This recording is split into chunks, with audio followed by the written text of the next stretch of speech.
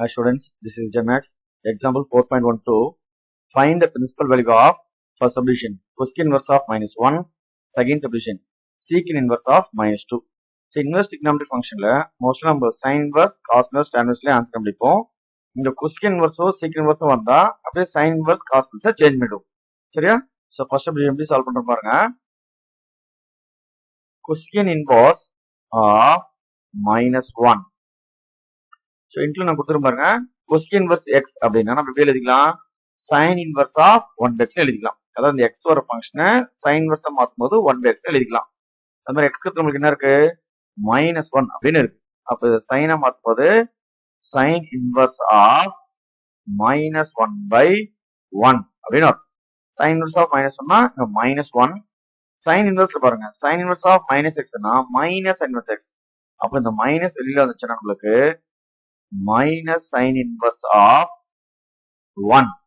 So sin எப்போ நம்மளுக்கு 1 வரும்னு பாத்தீங்கன்னா 90 டிகிரி. அதோட ஆங்கிள் பார்த்தா நம்மளுக்கு π/2. Okay, next subdivision 2. So subdivision 2 பாருங்க, secant inverse of -2 equal to.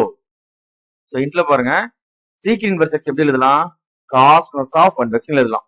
So அந்த மாதிரி இங்க cos inverse of -1/x இடத்துல உங்களுக்கு பார்த்தீங்கன்னா 2.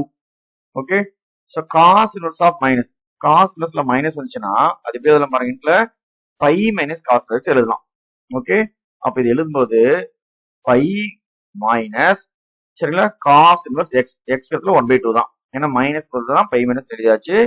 so cos inverse of 1/2. so cos எப்போ நம்மளுக்கு 1/2 வரும் அப்படின்னு பார்க்கணும். சரியா? cos 60 டிகிரி, அதாவது cos னா π/3. இதுல தான் நம்மளுக்கு வந்து cos 1/2 வரும். தென் இது எல்சிஎம் எடுத்து பண்ணா this is 3π - π divided by 3. இதை எல்சிஎம் நம்ம சப்ட்ராக்ட் பண்ணோம்னா this is 2π/3. ஓகே,